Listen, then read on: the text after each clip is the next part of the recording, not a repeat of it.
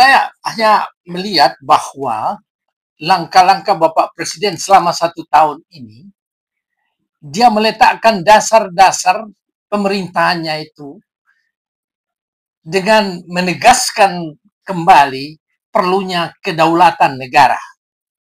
Kedaulatan negara itu diukur dari bagaimana kita bersatu, bagaimana kita rukun dan bersatu untuk menghadapi masalah bangsa dan negara.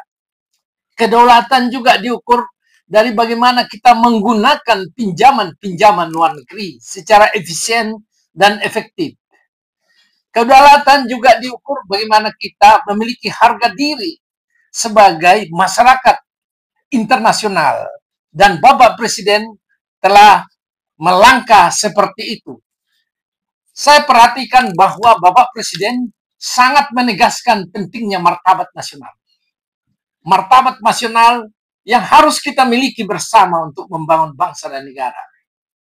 Memang langkah-langkah Bapak Presiden ini adalah menegaskan bahwa penggunaan pinjaman luar negeri ataupun dalam rangka pembiayaan anggaran pendapatan belanja negara atau anggaran pendapatan belanja daerah, provinsi, kabupaten, kota maupun lembaga-lembaga lain itu harus dilaksanakan dengan bertujuan bahwa muaranya itu buat kesejahteraan rakyat.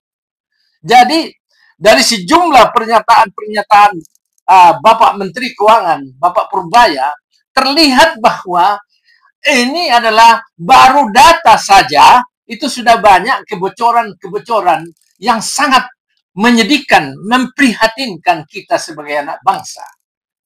Nah, langkah-langkah ini penting. Keberanian seperti itu sangat penting. Sebab kalau tidak berani melihat data, dan Bapak Menteri Keuangan itu sudah menjamin bahwa data itu berdasarkan hasil yang saya dapatkan dari semua instansi yang dia nyatakan itu, termasuk di dalamnya pengendapan 400 triliun dan lain sebagainya. Ini adalah masalah yang dihadapi Bapak Presiden. Tapi Bapak Presiden kan selalu menegaskan orang menghendaki Bapak Presiden ini segera melakukan tindakan-tindakan. Tidak seperti itu. Ini bukan di dalam rumah, di dalam RT RW atau kelurahan atau apa. Ini dalam bangsa dan negara. Bapak Presiden memahami kalau tepung campur dengan rambut, Bapak Presiden memahami bahwa dia harus mencabut rambut itu agar dan menjaga agar jangan tepungnya berhamburan. Seperti kasus yang dialami. Hampir 1 tahun kita heboh masalah-masalah yang terkaitan dengan presiden sebelumnya.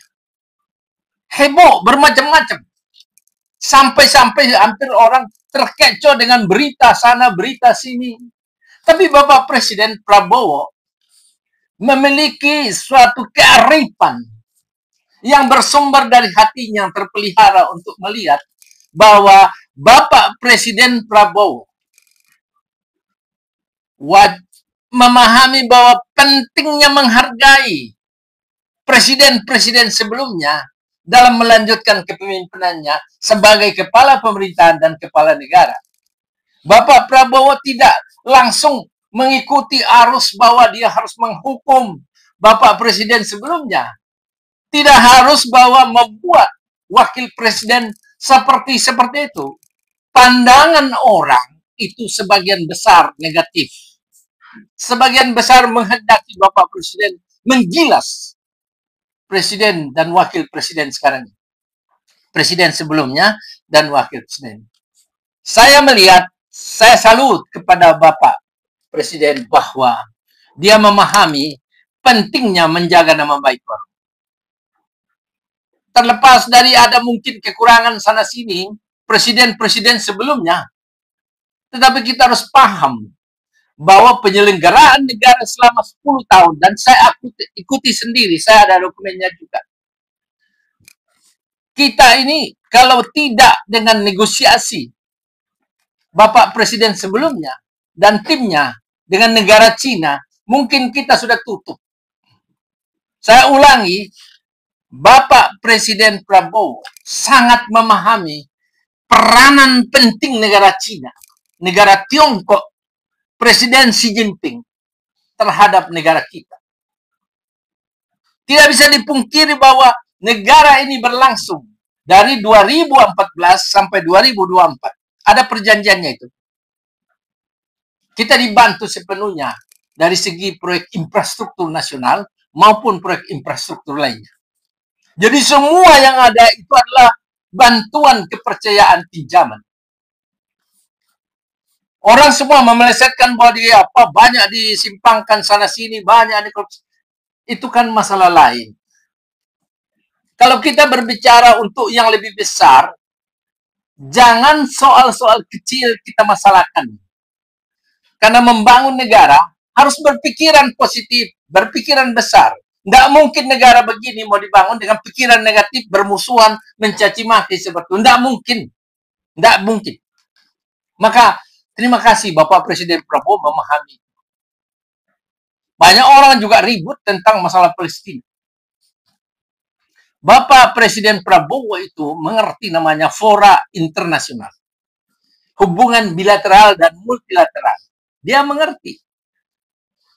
Ya, bukan pendidikan dari desa. Bapak Presiden Prabowo itu adalah pendidikan dari luar negeri, negara maju. Dia memahami bagaimana untuk menyatakan mendukung Palestina. Naluri kemanusiaannya itu mendasari dia mendukung Palestina. Tetapi arus dukungan dari semua 154 negara itu adalah memang ada komponen-komponen di sana bahwa mendukung Palestina masih ada persyaratan bahwa para sandera mesti dikembalikan dalam utuh atau dalam hidup atau meninggal. Yang kedua, keamanan Israel itu menjadi landasan terhadap perjanjian-perjanjian ke depan. Ternyata masih perlu pergumulan lebih luas lagi untuk mencapai itu. Tapi Bapak Presiden didasari naluri kemanusiaannya dia mengatakan itu. Nah, semua mencaci maki Bapak Presiden. Padahal ini adalah bagian-bagian dari bagaimana menempatkan diri dari fora internasional, baik secara bilateral maupun multilateral. Bapak Presiden tahu itu. Kita ambil sekarang. Sering itu negara Tiongkok sama Amerika, perang dagang, perang mata uang, dan lain-lain sebagainya. Tapi itu kan di atas kertas, berita. Banyak orang kita berpikiran sempit saja bahwa ada terjadi. Enggak, di balik berita itu ada pertemuan-pertemuan yang mengkaji bagaimana. Contoh aja, masalah Palestina sampai negara Arab itu bersatu untuk menciptakan kawasan aman, tentram. Itu kan ternyata ada manfaatnya. Persetujuan sejumlah negara terhadap pentingnya negara Palestina itu menghasilkan satu kesepakatan untuk menciptakan keamanan kawasan di Timur Tengah seperti itu.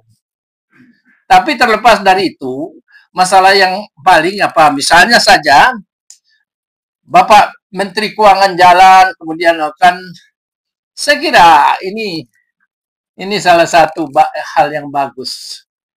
Ada yang mengungkapkan. Namun pada akhirnya kan itu saya kira langkah ini perlu sehingga mewarning memperingatkan orang-orang yang suka menyimpan uang negara. Ya suka menyimpan, itu terjadi lalu kok. Ada yang 600, ada yang 400 triliun pernah yang lalu ada semua. Jadi kebiasaan mencuri uang negara di negara ini itu harus diakhiri. Bapak Presiden meletakkan kampanye dan janjinya di atas bahwa saya akan memberantas korupsi. Masyarakat ingin mendengar supaya sekarang itu mana itu hasil pemberantasan korupsi. Ya, tidak seperti makan cabai harus pedas, tidak. Tapi kenyataan secara bertahap. Tidak bisa langsung semua nanti amburadul. Seperti itu. Jadi sekali lagi Bapak Presiden memahami langkah-langkah dia. Tentang kunjungan Bapak Presiden di sering ke luar negeri, kunjungan kenegaraan, itu adalah memperharap hubungan bilateral maupun multilateral dengan berbagai negara dengan dasar-dasar bahwa kepentingan negara yang diutamakan. Tetapi hubungan itu sendiri harus berdasarkan pada saling menghormati, juga tidak mencampuri urusan dalam negeri masing-masing, tetapi yang dasarnya Bapak Presiden itu melantunkan sesuatu langkah-langkah supaya bisa saling menguntungkan dari segi budaya, dari segi ekonomi maupun lainnya. Bahkan dari segi pertahanan juga ada itu. Nah, ini yang dilakukan Bapak Presiden selama ini, dan saya kira belum pernah saya lihat ada presiden yang sampai sibuk begini. Saya kadang-kadang berpikir luar biasa kelelahannya ya. Palestina tadi yang Bapak singgung tadi. Kalau Palestina merdeka, berarti Indonesia sudah saatnya untuk menjalin hubungan bilateral dengan Israel. Kalau masalah Palestina merdeka, tidak usah terlalu dibahas masalah hubungan dengan Israel. Nanti saya serahkan saja Bapak Presiden dan semua dengan semua. Bapak Presiden itu memiliki satu tim yang membahas khusus tentang hal ini. Utusan Timur Tengah juga bisa melibatkan, tokoh-tokoh Islam juga ada, tetapi di atas segala-galanya, sebagai kepala pemerintahan, kepala negara, dia memiliki hak prerogatif untuk menentukan sesuatu yang bisa. Silahkan kalau ada banyak orang yang mungkin tidak setuju, tapi harus kita belajar menghormati keputusan presiden kita. Baik, Pak Jan, terkait dengan penggunaan anggaran di mana Pak Prabowo sudah menyampaikan soal lulus Pak, itu akan diambil alih oleh Pak Prabowo. Bagaimana Bapak melihat keputusan Pak Presiden Prabowo?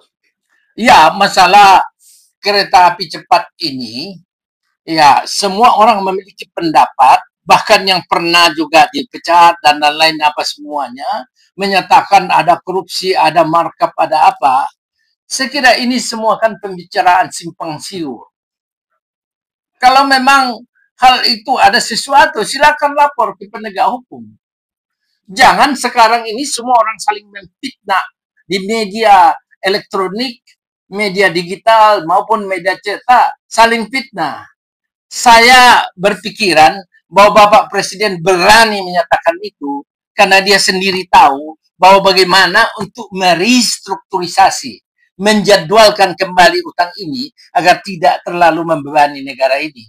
Caranya adalah meminta Cina supaya memahami bagaimana supaya jangan dulu sekarang bebani kami. Itu kan langkah-langkah yang sangat, sambil memperbaiki, Bapak Presiden akan memperbaiki beberapa hal. Kenapa? Kereta api cepat ini juga dibutuhkan masyarakat. Ya, ada bahwa itu merugi apa? Ya, semua di negara ini rugi kok. Badan usaha milik negara semua sudah 12 direktur utama ditangkap merugikan. Pertamina yang diharapkan bisa membantu seperti itu ditangkap juga semua. Sampai Badan Pemeriksa Keuangan, ya, sampai Kementerian Agama juga korupsi. Apa yang tidak beres? Munculnya Bapak Presiden ini, dia letakkan dasarnya, saya berantas korupsi. Tetapi kan seni menyelesaikan utang kan ada. Namanya pembicaraan dengan bilateral antara Tiongkok dan Indonesia. Pasti ada timnya untuk membicarakan itu. Jadi ya, supaya jangan terburu-buru utang kita dibayar.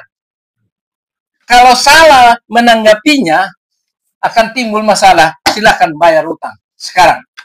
Ada enggak yang mau bertanggung jawab? Saya kira tidak ya. Ya, tanggung jawab sepenuhnya memang harus presiden. Dan dia tahu langkah-langkah untuk menyelesaikannya. Ya, saya perlu tegaskan bahwa Bapak Presiden itu juga walaupun tentara, tetapi dia mampu mengkalkulasi secara bagaimana dagang, bagaimana hubungan yang terkait dengan uang. Dia mampu mengkalkulasi itu. Oke, Pak Jan, bicara masalah penegakan hukum yang Pak Jan tadi katakan adanya akan terbentuk tim reformasi kepolisian, Pak Jan melihatnya seperti apa? Keputusan Presiden terkait dengan tim reformasi Kepolisian Negara Republik Indonesia kan sudah dibentuk. Ya, sudah dibentuk. Ketuanya Pak Jimli Asidikia, saya kenal baik beliau. Jadi semua mereka yang non Polri di sana, saya yakin mereka adalah negarawan ya. Negarawan yang memikirkan bangsa dan negara ini. Tetapi mereka juga harus memikirkan bagaimana supaya polisi ini bisa melaksanakan fungsinya sesuai Undang-Undang Nomor 2 tahun 2002. Karena pengalaman saya ya selama 30 tahun lebih itu, saya lihat kepolisian sangat sulit melakukan tugasnya karena dengan interupsi berbagai LSM dan seolah-olah mereka lah itu yang lebih tahu penyelidikan, mereka yang seperti penegak hukum, menginterview penegak hukum seperti itu. Nggak bisa dijalankan dengan baik seperti itu. Belum lagi cercaan, cemoan, dan penghinaan, permusuhan kepada polisi.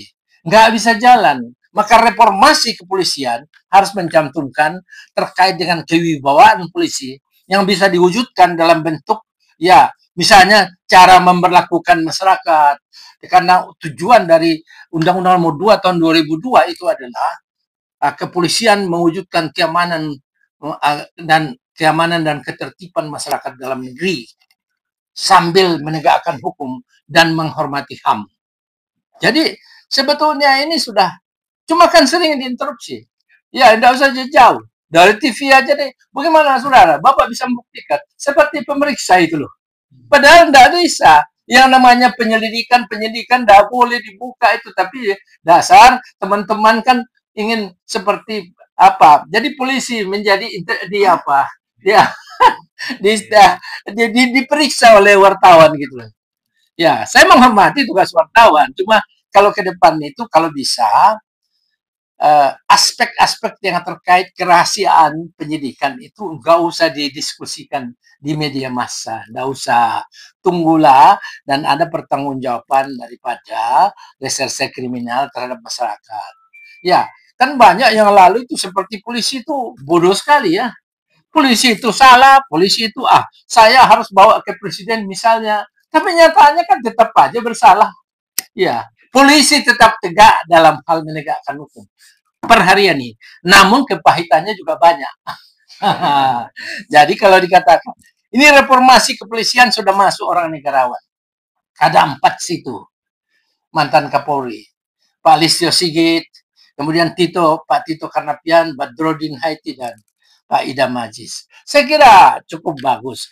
Ada memang pendapat di luar bahwa mengapa tidak ada orang sipil situ yang mengerti HAM. Saya kira tidak perlu. Saya tegaskan tidak perlu. Ini urusan kenegaraan dan internal tidak pada tempatnya untuk dicampuri. Serahkan kepada Bapak Presiden itu sudah mikirkan bagaimana supaya menyusun orang yang tepat dan memiliki loyalitas kepada negara dan juga kesetiaan juga pada Presiden. Ya, jadi ini penting sekali karena ini masalah bangsa negara. Tidak bisa asal naruh perwakilan, tidak bisa itu. Saya bilang tidak bisa. Ya, biarkan tim ini bekerja dan saya percaya akan menghasilkan sesuatu yang terbaik.